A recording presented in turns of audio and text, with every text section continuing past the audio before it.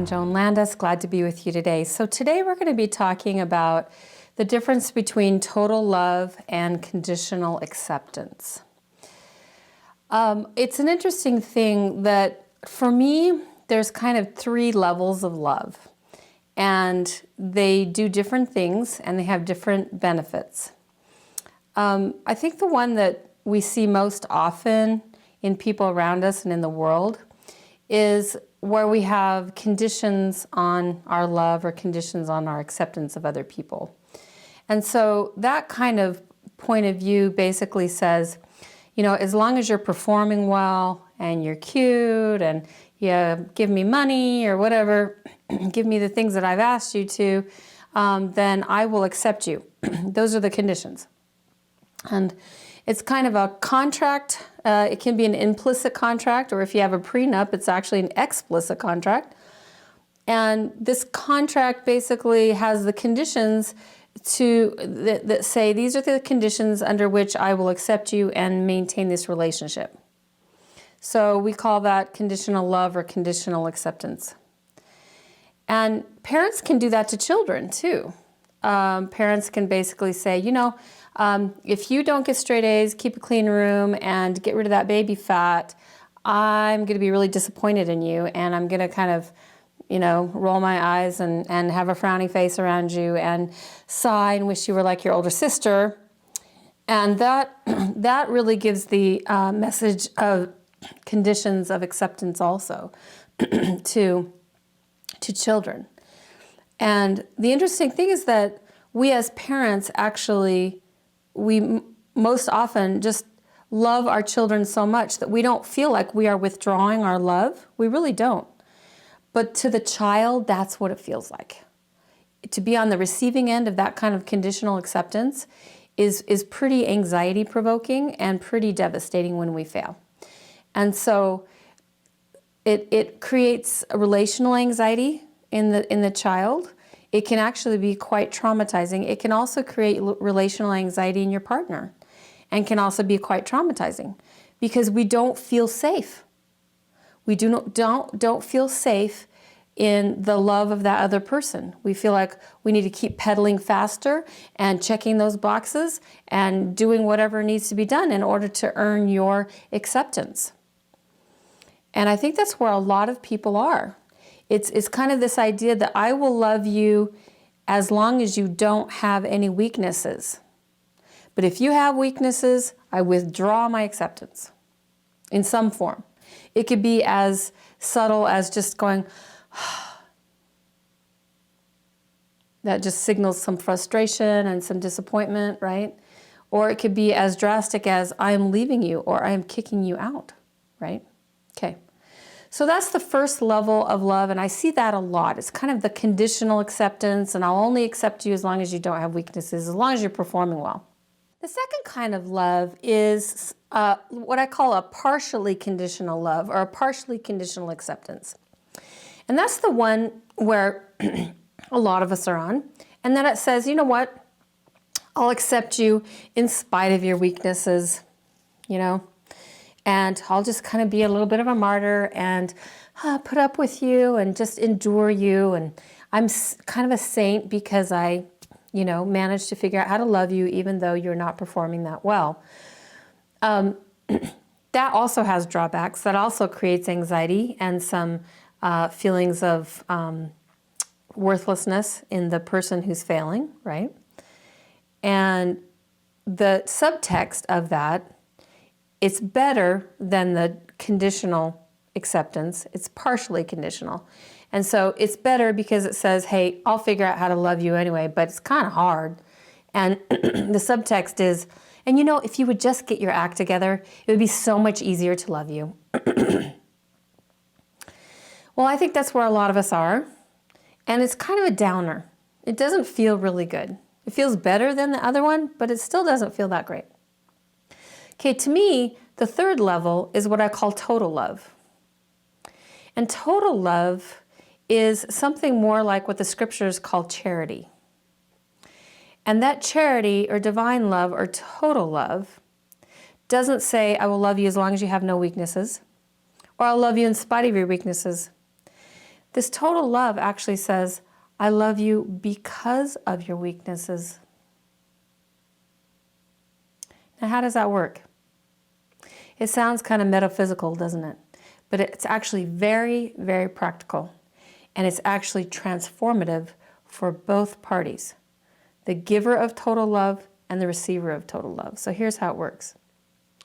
While people are performing well and pedaling faster and working harder, and then we love them, they think they've earned that love.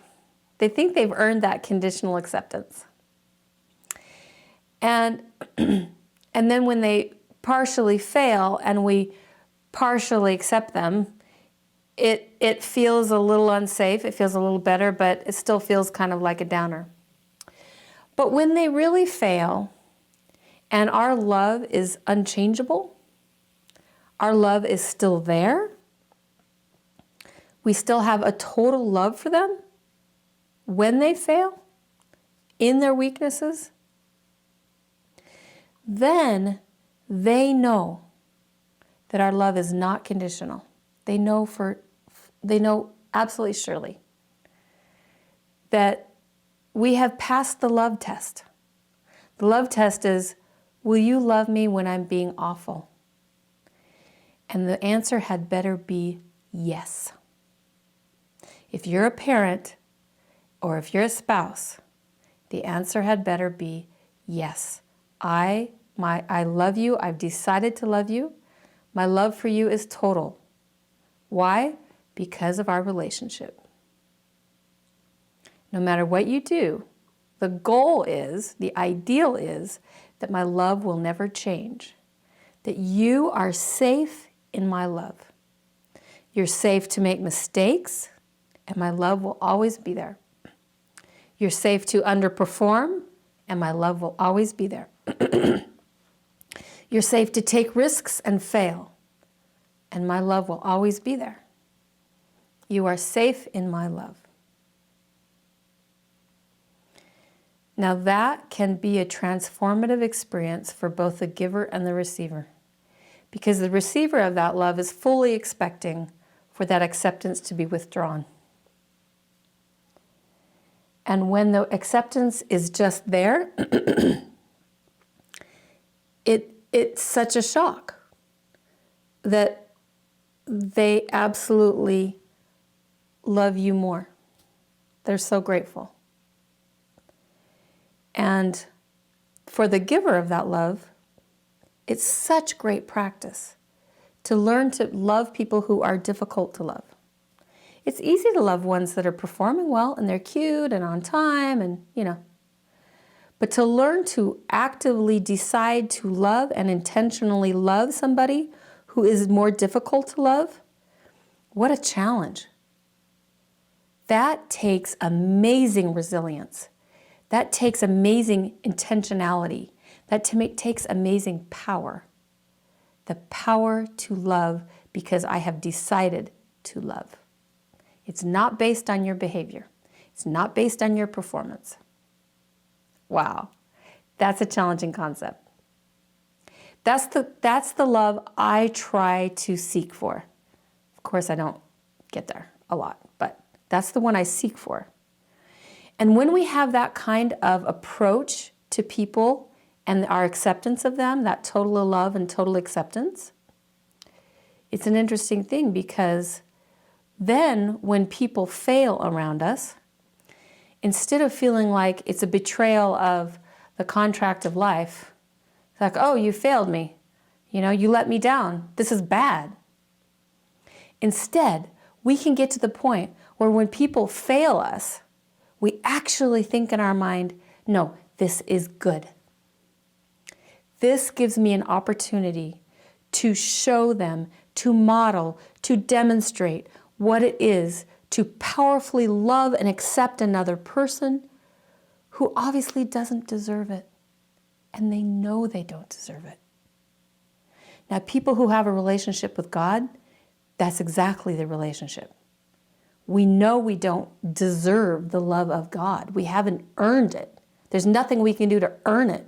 He simply loves us. Why? Because we are his children. And that will never change. No matter what we do, He will love us. Just like no matter what our children do, you can feel that we will always love them. We might hurt with them. We might need to do some good boundaries, but that love will be there in some fashion, hopefully. So that is a very challenging aspect of love, but it's so beautiful because then we actually look at people's failures as a gift, because now I can practice that total love. Whereas before, when they were earning it, it was too easy. Just not enough of a challenge. Okay, so right about now, in the course of this discussion with my clients, people from high-achieving families, especially parents, will say, yeah, but if I just give my children total love all the time, all they're going to do is play video games and eat ice cream 24/7. I mean, that is not good, right? And that is absolutely true.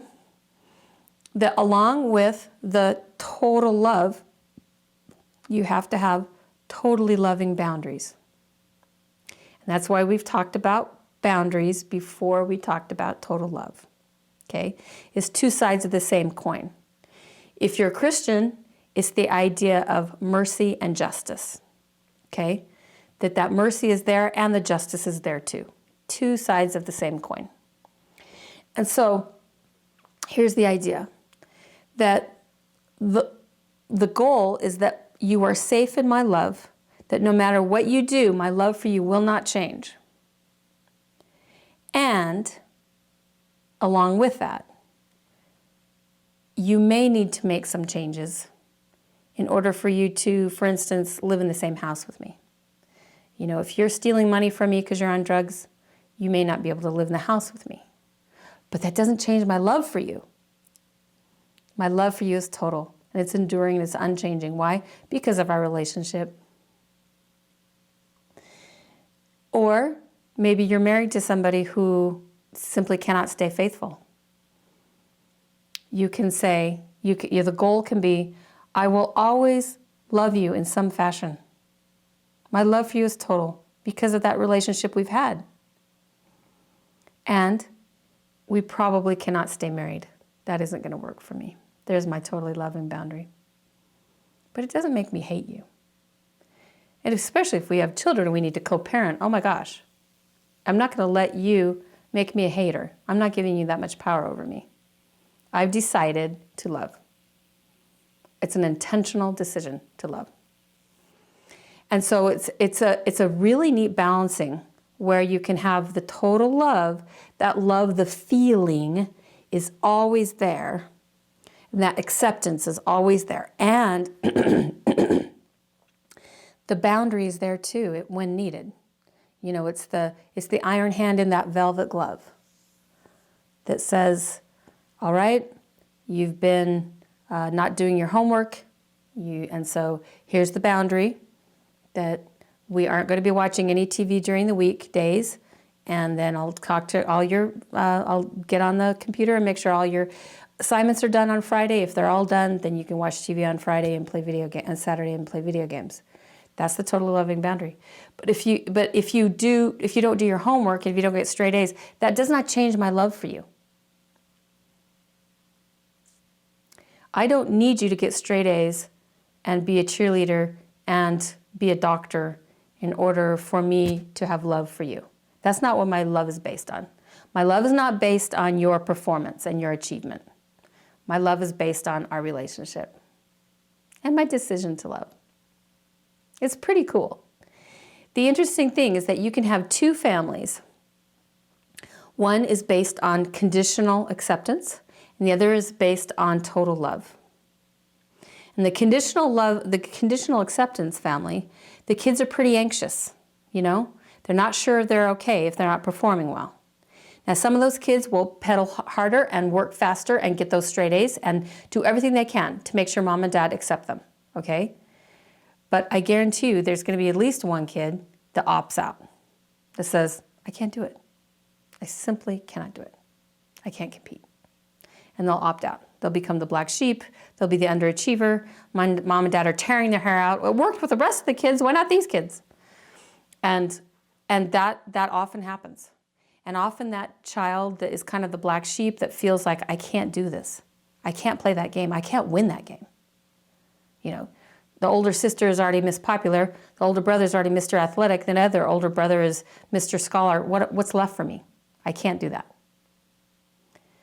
And so the parents will come in and basically say, something's wrong with my kid. And a counselor looks at it and says, let's talk about the conditions in the family. What's the conditions of acceptance here? And what does that child understand from you? Maybe you don't really feel that way, but the behavior is conveying powerful messages to this child. And the interesting thing is that the family that has conditional acceptance might get the payoff kind of early about really high-performing children, right? It's kind of what we call the tiger mother. But in the end, what happens is that those children are anxious about their performance. What happens if they fail? What happens if they fail?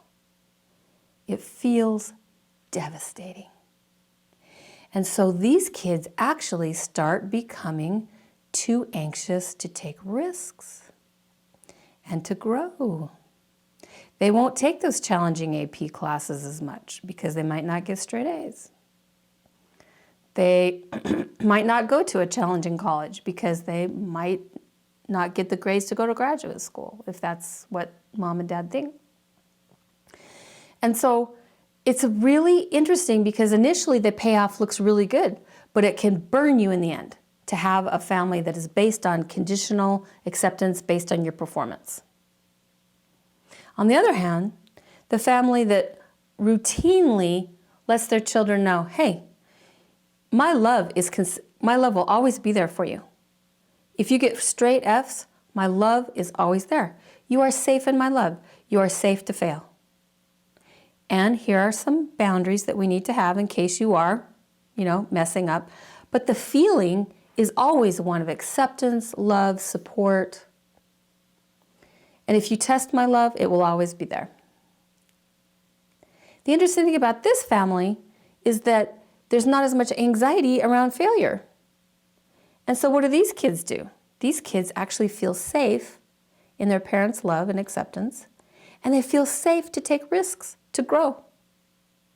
And in the long run, these children will actually achieve more because the acceptance was not based on their achievement. It's kind of a ironic thing, isn't it? And so I just want to open that possibility to you, and this is true of spouses too, that if our spouses can feel safe in our love as they make mistakes, as they fail, that they can come to us and say, man, I blew it. That's where they can test our love. Our love is there for them. We support them. Go ahead, try again. If you fail, I'll always be here for you. And that can really transform the confidence level of a spouse. And it can make it so that a spouse can come to the other spouse and say, I got a porn problem, or I got a prescription drug problem, and that the relationship is safe enough to be honest. I just want to challenge you to start looking at your love relationships with people around you and find out how many of those feel conditional, how many of those feel partially conditional, and if any of them feel totally conditional. Totally loving. And to me, that's the goal, because that's how I feel about God. That the love is always there. The totally loving boundary may be, now you may not be able to live in heaven with me unless you make some changes, but I'll always love you. And I love that.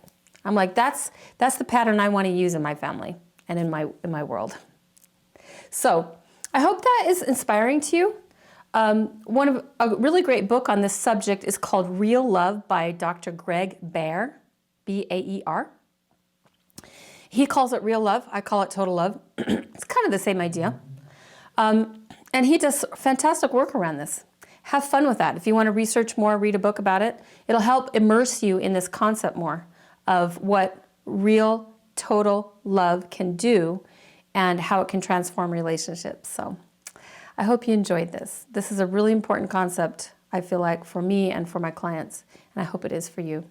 So get on the forums, tell us your experience with it, and we'll give you some examples shortly. Anyway, thanks, bye.